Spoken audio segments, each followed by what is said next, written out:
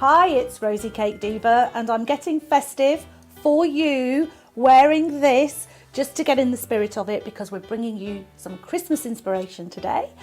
I've got this Christmas wreath cupcake, really easy to do, and I've joined forces with my friend Rosie, the other Rosie from Rosie's Dessert Spot, and she's going to be bringing you a Christmas wreath cake, and I'll pop the link to that at the end of this video.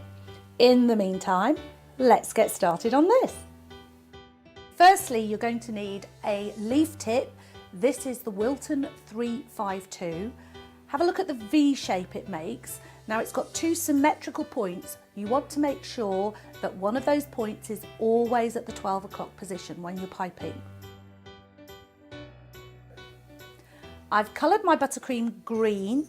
Be careful to use a good quality gel or paste colour rather than a watery liquid colour, because otherwise you may end up changing the consistency of your buttercream. I have a few buttercream recipes on my channel. All of them are easy to pipe, so check them out before you start. I've taken an iced cupcake. This has just got fondant on it. All you have to do is use some pressure on your bag to form the head of this leaf and release the pressure as you pull away to form the tip. Carry on doing 2 or 3 rows around your cupcake.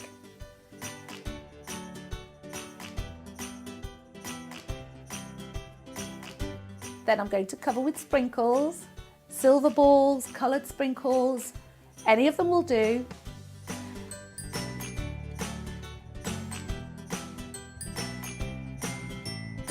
Now I'm going to make a little bow, and I've made it easy by using a bow mould.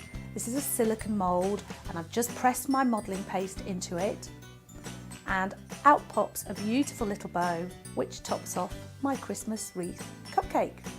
I'll pop all the links to everything that you need at the bottom of this video and on my website. And there you have your Christmas wreath cupcake. Don't forget to check out the other Rosie on Rosie's Dessert Spot for her Christmas wreath cake. Hi everyone, and welcome to Creative Cakes by Sharon. If you're new to my channel, welcome and thanks for tuning in. Today I've teamed up with my friend Angela from The Squishy Monster, and together we've come up with 2 no-bake recipes for you guys to try. Angela's making a chocolate peanut butter pie, and everyone knows that chocolate and orange go well together, so I'm making little choc orange cheesecake jars. Make sure you stay tuned till the end of this video, because at the end I'm going to leave the full link for Angela's recipe, which you can check out. So let's get started. So I have everything that I'll be using today here, and you can get a full list of all the ingredients in the description box below. The first thing I need to do is turn my biscuits into a nice crumb, and you can do this in a blender, or as I'm doing, pop them into a Ziploc bag and give them a good whack with a rolling pin. Once I've got a nice crumbly texture for my biscuits, I'm going to transfer them back into a bowl and drizzle in my melted butter. Once I've mixed this around a little bit, I can add the unsweetened cocoa and combine it all together until you can see that the cocoa has spread nice and evenly amongst the biscuit crumb. Now I'm going to scoop some generous amounts of the biscuit crumb into my little jars. This is going to be the base of our little cheesecakes. And once I've divided it evenly between all of my jars, I'm just going to pat it down a little bit and then pop it in the fridge while I make my cheesecake filling. In a bowl I've got my cream cheese, which I'm going to whisk, and to this I'll add some vanilla extract as well as some powdered icing sugar. Once this has been mixed together, I'm going to grate into the bowl the rind of a whole orange,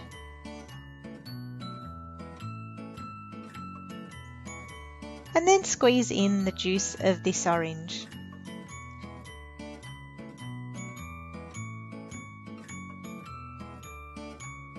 I'm going to scrape off all of this delicious pulp into the mixture as well. can see all of that beautiful juice and rind at the bottom of the bowl, and I'm going to whisk it all together now. At the beginning it will look like it's curdling, but if you keep mixing it'll become a nice smooth creamy texture. I've placed my cream cheese mixer to a side and I'm going to heat up this little bit of cream, and once it's heated up I'm going to pour it over my chocolate buds and let it sit for a few minutes. This just helps to get the melting process going. Then I can mix the two together and it's essentially a liquidy chocolate ganache that becomes my nice chocolate sauce. I've removed my jars from the fridge and now I can scoop in the cream cheese mixture evenly into each of the jars. I'm just going to give my jars a little tap so that the cream cheese mixture sits nice and flat at the bottom, and then drizzle over the chocolate sauce into each of the jars.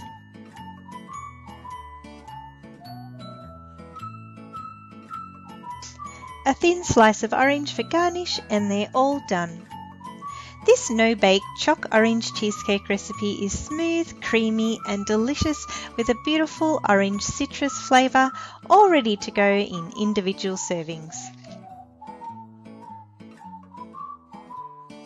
Hi guys, and welcome to Creative Cakes by Sharon. In anticipation of the upcoming new Star Wars movie, The Force Awakens, I have got together with some of my sweet tooth YouTube friends to bring you guys some awesome Star Wars themed treats.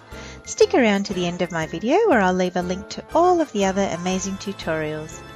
Today I'm going to be showing you how to create these amazing Darth Vader and Stormtrooper cake toppers. So may the Force be with us and let's get started. I have here already 2 cakes which I've covered in fondant, one in black for my Darth Vader cake and the other white for the Stormtrooper cake. I'll also be using 2 templates today, and you can get a copy of these templates by clicking the link in the description box below. I've also got a pair of scissors, a palette knife, my X-Acto blade, some water and a paintbrush, a small fondant roller. I have some Tylose powder, some white and black fondant, as well as a few sheets of non-stick baking paper. So now the first thing I need to do is add some Tylose to each piece of fondant.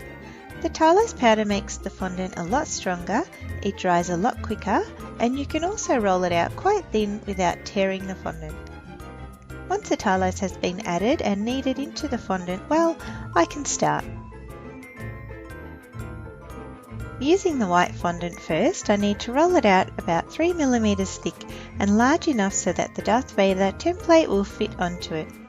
At this point, I need to transfer the fondant onto a sheet of non-stick baking paper, and then I'm going to cut all the way around the template, remove the excess fondant, which I need to save to use later on, and place my cutout of Darth Vader to the side for a little while. Now using the black fondant, I'm going to do the exact same thing, this time using the Stormtrooper template.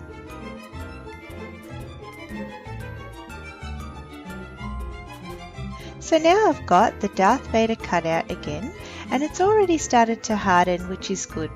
But I'm going to start working on the black sections of the mask now. So what I basically need to do is cut out some of the white parts of the template, like the line around the edge of the template as well as the eyes. I've now got these separate pieces of the template laid out in front here. Starting with the top part of the template, I've placed it on some black fondant, which has been rolled out a little bit thinner than the first piece, and I'm going to cut around this piece of the template.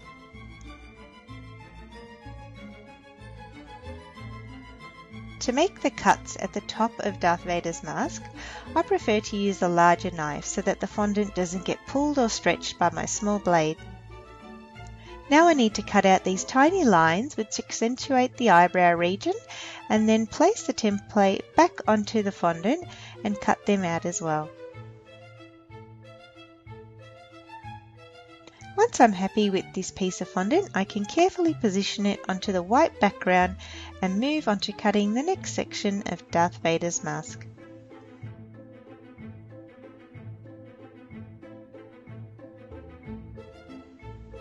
Once all of the pieces of the mask are completed and positioned correctly on the background, I can stick them into position by applying a little bit of water in between the 2 pieces of fondant.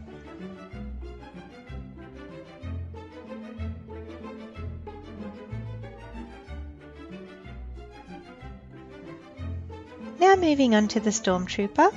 I'm going to do the opposite of what I did for Darth Vader, and this time I need to cut out the black sections of the template and then place those white pieces of paper onto the fondant and cut them out.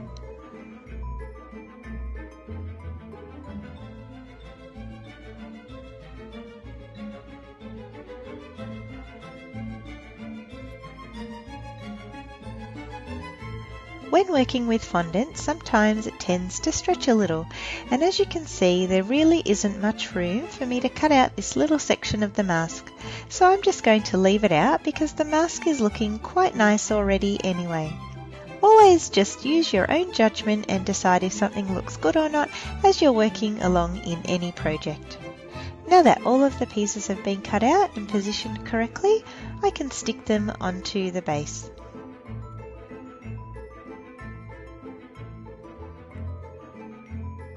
Finally, all I need to do is pop both of my toppers onto each of the cakes and secure them in position to create two very bold and striking Star Wars cake designs.